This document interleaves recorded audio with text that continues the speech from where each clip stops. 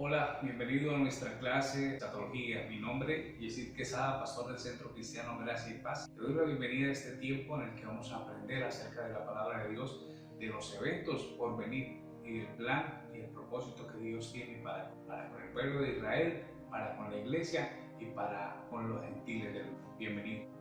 Para dar inicio a nuestra primera clase de escatología es necesario que demos definición a ciertos términos. Por ejemplo, la palabra escatología. La palabra escatología viene del griego escatos, que significa últimos, y logos, que viene de estudio o tratado, por lo cual podríamos decir que es el estudio de los últimos tiempos. En este caso, como nos narra la Biblia, como el Señor Dios Todopoderoso nos permite interpretarlos a través de las Escrituras. Pero hay algo muy importante que nosotros debemos entender. Ya que hablamos de las Escrituras, viene una pregunta que es fundamental. ¿Por qué debemos estudiar la escatología por medio de las Escrituras? ¿Por qué es la fuente de nuestra inspiración? Toda la Escritura es inspirada por Dios y útil para enseñar, para redarguir, para corregir, para instruir en justicia, a fin de que el hombre de Dios sea perfecto, enteramente preparado para toda buena obra. Pero también el libro de Segunda de Pedro nos da una respuesta acerca del por qué las Escrituras son la fuente de nuestra inspiración para poder estudiar escatología. Y lo encontramos en el libro de Segunda de Pedro, capítulo 1, versículo 19. Dice: tenemos también la palabra profética más segura, a la cual es ser bien en estar atentos como una antorcha que alumbra en un lugar oscuro hasta que el día esclarece y el lucero de la mañana salga en vuestros corazones. Es importante que podamos entender que a través de las Escrituras podemos entender el plan divino de todos los tiempos, el plan que Dios tiene para con la humanidad. Pero para poder estudiar escatología es necesario que estudiemos profecía que ya se ha cumplido y profecía que necesitamos estudiar para entender el tiempo de su cumplimiento. Pero ¿qué es la profecía? La Biblia nos habla en el libro del profeta Isaías, en el capítulo 46, en el versículo 9, de la siguiente manera: Acordaos de las cosas pasadas desde los tiempos antiguos, porque yo soy Dios y no hay otro Dios, y nada hay semejante a mí, que anuncio lo por venir desde el principio y desde la antigüedad lo que aún no era hecho, que digo, mi consejo permanecerá y haré todo lo que quiero. Entonces el Señor nos muestra que la profecía es el anuncio de lo por venir, pero no el anuncio de cualquier persona, sino el anuncio mismo de Dios a través de sus siervos. Aquí dice que anuncia lo por venir desde el principio, desde la antigüedad. Entonces el Señor nos muestra qué va a suceder.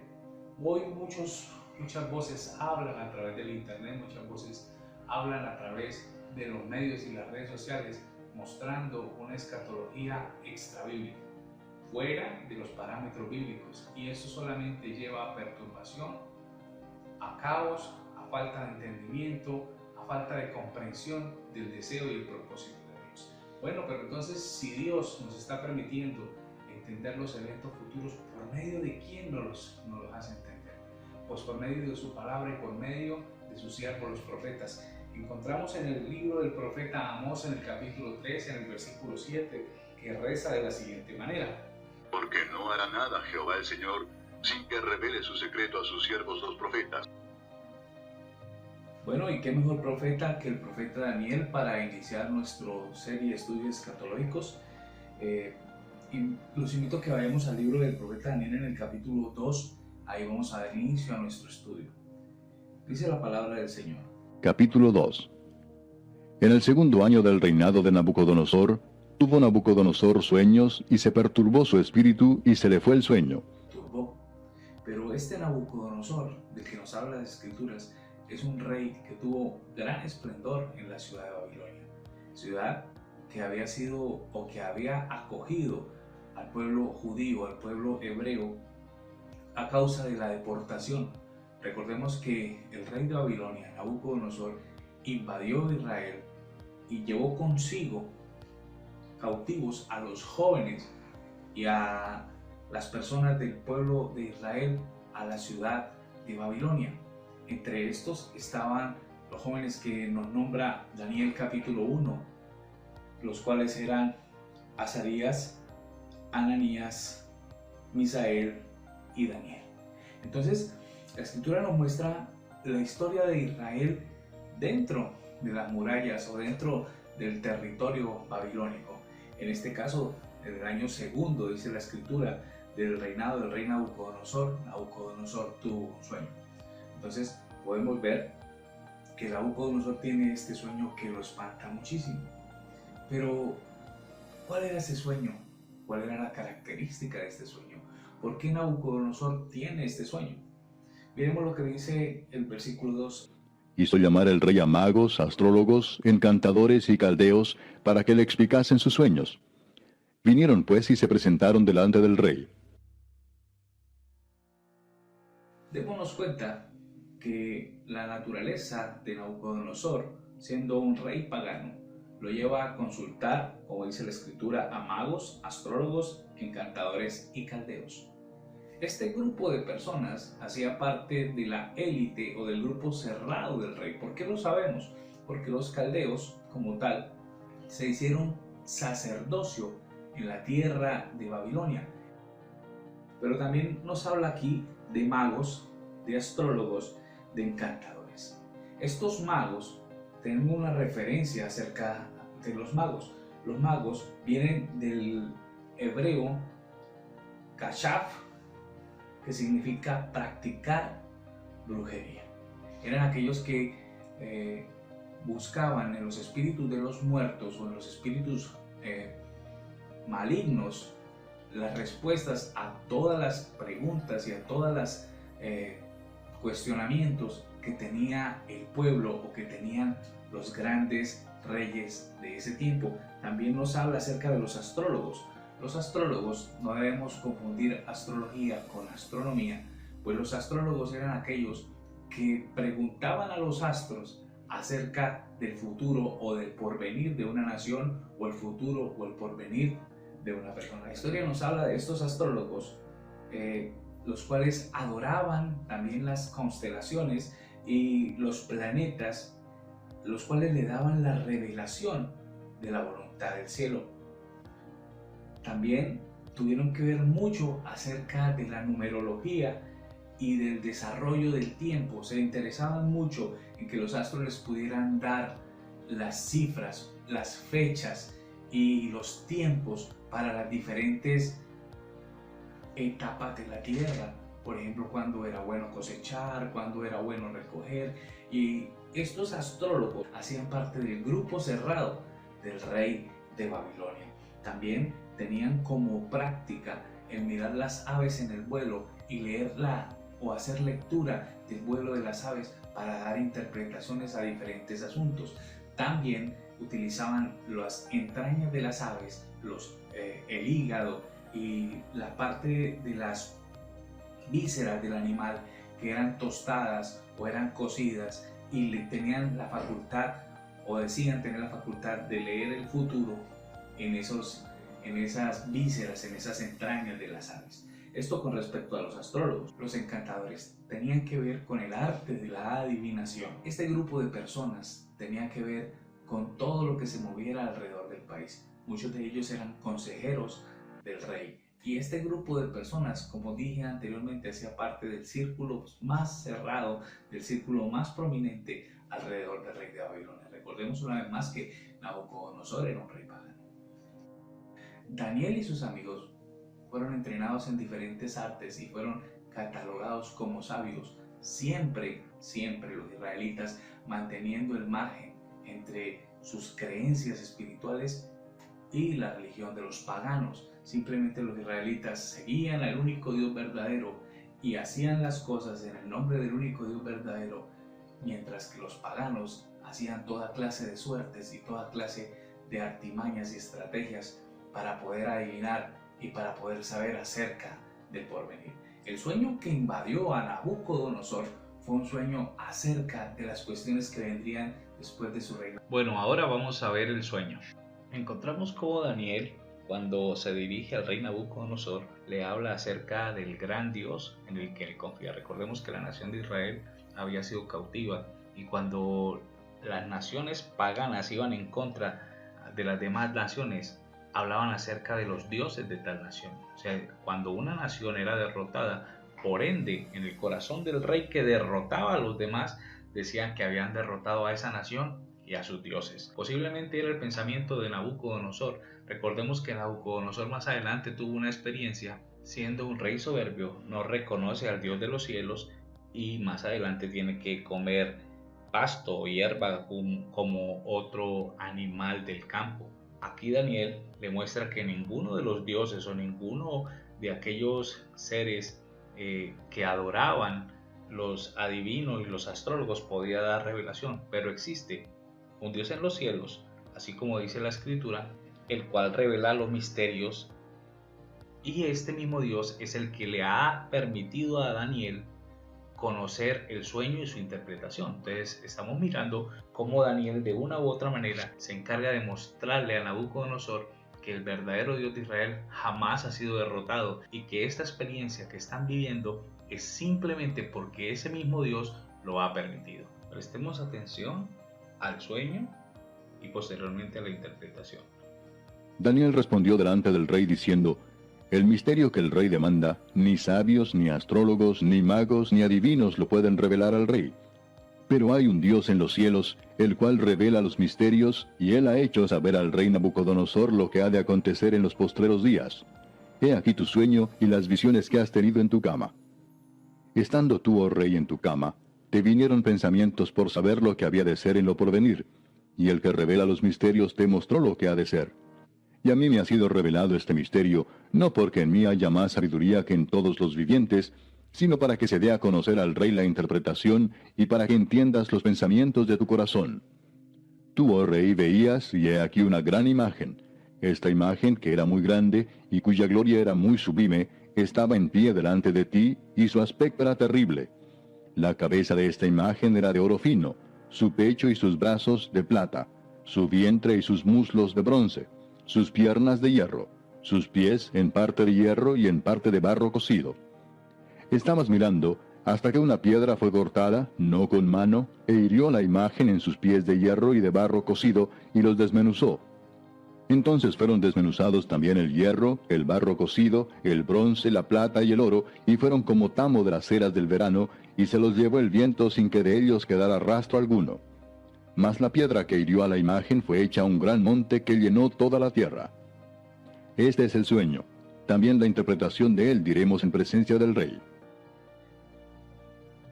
Esta imagen amenazante y terrible que aparece en el sueño de Nabucodonosor y que le es dado a Daniel nos muestra los apartes de la historia que más adelante se tenía que cumplir para la nación de Israel en la transición de 4 diferentes reinos o imperios que dominarían la tierra. Prestemos especial atención, pues esta estatua va a ser el principio de nuestro estudio escatológico. En el versículo 37 encontramos la expresión Rey de Reyes. Tú, oh rey, eres rey de reyes, porque el Dios del cielo te ha dado reino, poder, fuerza y majestad. Esa expresión que Daniel utiliza para con Nabucodonosor es una expresión que se utilizaba para mostrar la grandeza del reinado. Como Nabucodonosor era el rey del imperio babilónico, el cual gobernaba las naciones conocidas de la tierra, le es dado el título de Rey de Reyes. Y donde quiera que habitan hijos de hombres, bestias del campo y aves del cielo, Él los ha entregado en tu mano, y te ha dado el dominio sobre todo. Tú eres aquella cabeza de oro. Y aquí vemos cómo Daniel hace la salvedad de que Él es Rey de Reyes, porque el Dios de los cielos le ha dado el poderío, la fuerza y la majestad. No viene por su propia fuerza, sino que le es dado de Dios. Más adelante nosotros vemos la expresión en nuestro Señor Jesucristo, que Él es el Rey de Reyes y Señor de Señores. Está por encima del señorío de cualquier ser humano, y es Rey de los cielos, de la tierra y de absolutamente todo lo que existe. Entonces el versículo 38 nos muestra la primera parte de la estatua temible y terrible que dice el profeta Daniel, nos dice que la estatua tenía una cabeza de oro puro. Esta cabeza de oro puro, como dice el profeta Daniel, era Nabucodonosor o su reino. Recordemos que él, siendo cabeza, representa al reinado de Babilonia. Por eso la cabeza de oro es Babilonia. Vamos a hablar un poco acerca de Babilonia. Babilonia gobernó entre el 605 al 538 a.C. Babilonia, según la tradición oral, fue fundada por Nimrod. Nimrod, aquel mismo que levantó la torre de Babel. La profecía, en este caso, vemos que comienza con Babilonia. Recordemos que Babilonia fue quien saqueó los tesoros de Israel en el 603 o 604 a.C. Destruyó el templo de Salomón, robando así todo aquello o todos los tesoros del templo de Salomón. Babilonia fue catalogada como una de las 7 maravillas del mundo a causa de los jardines colgantes de Babilonia. La característica del oro en la cabeza de la estatua nos deja ver la gran riqueza que este pueblo babilonio tenía. El oro refleja el esplendor y la gloria de un reino.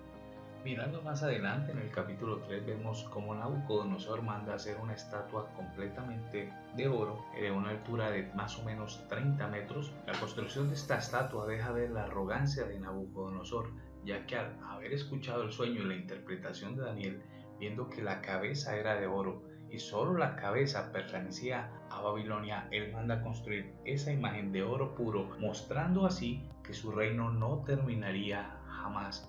Pero equivocado estaba, porque Dios había dado su palabra que no sería quebrantada. Y después de ti se levantará otro reino inferior al tuyo. En el capítulo 39 nos habla acerca de que después del reino de Nabucodonosor se levantará otro reino. Este reino es el que es mostrado a través del pecho y los brazos de plata. Su pecho y sus brazos de plata. Este reino, aunque Daniel no da un nombre propio, vemos que más adelante la historia nos mostraría que es el imperio medo-persa. Medo-persa porque era la alianza entre los medos y los persas. Por esa razón se representaba con el pecho y los 2 brazos, uno a cada lado. Gobernó desde el año 539 hasta el año 331 a.C., gobernado por el rey Ciro de Persia, el cual ingresa a Babilonia secando el río y entrando en plena confusión cuando el rey Belsasar estaba en una de sus orgías y borracheras, las cuales nos muestra en el libro de Daniel en el capítulo 5. Allí Dios le entrega el reino al imperio medo-persa.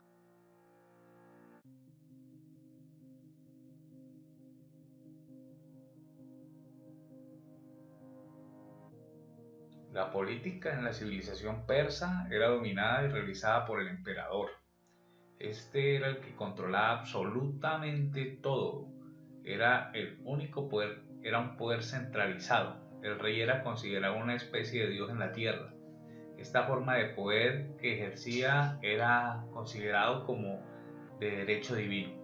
Algunos reyes que hicieron parte de este periodo de Medo-Persa están el rey Ciro el Grande, el rey Jerjes I y Darío el Grande. La religión persa era dualista y recibía el nombre de zoroastrismo o de mazdeísmo. Estas dos corrientes o esta corriente del zoroastrismo la encontramos aún vigente en nuestros días. Recordemos que bajo el imperio medo-persa es cuando se da la orden de la reconstrucción de las murallas de Jerusalén por edicto real. La historia de Esther sucede durante este periodo. Su vientre y sus muslos de bronce. En la parte del capítulo 39 nos habla de un tercer imperio. Este imperio tiene que ver con el vientre y los muslos de bronce. Dice Daniel que es un imperio de bronce. Este imperio es representado en la historia con el imperio de Alejandro Magno, el imperio griego. Y luego un tercer reino de bronce, el cual dominará sobre toda la tierra. El cual conquistó África, Medio Oriente y la India. Alejandro Magno fue un general que inició a los 21 años de edad y ya 10 años después había conquistado el mundo antiguo. Alejandro Magno conquista el imperio medo-persa a través de la batalla de Arbelas. De este imperio resaltamos la cultura helénica Los griegos gobernaron a partir del año 331 al 168 a.C. Dejaron grandes aportes en el área cultural. Podemos ver la biblioteca de Alejandría que se encuentra en Egipto. Sus piernas de hierro. En el capítulo 40 encontramos lo que es el cuarto reino. Y el cuarto reino será fuerte como hierro. Y como el hierro desmenuza y rompe todas las cosas, desmenuzará y quebrantará todo. El imperio romano, que gobernó desde el 168 a.C. hasta la mitad del siglo IV después de Cristo. El imperio romano se caracteriza por ser un imperio fuerte y, como vemos, está representado en las dos piernas de hierro. Cada una de estas piernas significa una división del imperio. La división de las dos piernas de hierro se da cuando Constantino cambia la capital del reino de Roma a Constantinopla. El imperio romano, al igual que las dos piernas, fue el imperio más largo que existió o que ha existido hasta el día de hoy. Más o menos 644 años. Recordemos que Cristo nace y muere en medio del gobierno del imperio romano. Luego del imperio romano no se ha levantado un imperio igual o que pueda tener trascendencia como los 4 imperios que hemos visto anteriormente. Los otomanos trataron de levantarse como imperio, los ingleses y los Estados Unidos, pero ninguno ha podido alcanzar la gloria o alcanzar el imperio como tal. Hace falta un imperio en este estudio. Vamos a mirarlo a continuación. Sus pies en parte de hierro y en parte de barro cocido. Este último imperio que nos narra el versículo 41 al versículo 43, que es la alianza o la mezcla entre el hierro y el barro cocido, es el último imperio que se levantará sobre la tierra, el último imperio gentil que Dios permitirá que gobierne la humanidad. Es el gobierno o es el reino, el imperio que se va a levantar en los días del anticristo, donde el mismo Señor Jesucristo vendrá con poder y gloria y lo desmenuzará, lo acabará para poder levantar su reinado. Vemos que en parte es hierro, que significa la fortaleza, y en parte barro cocido, que significa la debilidad. Es un reino que se levantará y tendrá una amalgamación entre fuerza y debilidad. Por eso ese reino no prevalece durante mucho tiempo. Vemos también que hace parte este mineral de hierro, por lo tanto debe pertenecer la mitad de ese reinado al hierro. El hierro vemos que es Roma, entonces sabemos que Roma hará parte de esa amalgamación. Vemos que tiene 10 dedos en los pies. Estos 10 dedos significan 10 reyes. Más adelante, cuando empecemos a mirar el sueño de Daniel, vamos a encontrar una coherencia exacta acerca de estos reinos y de este último gran imperio que se levantará para gobernar a la humanidad.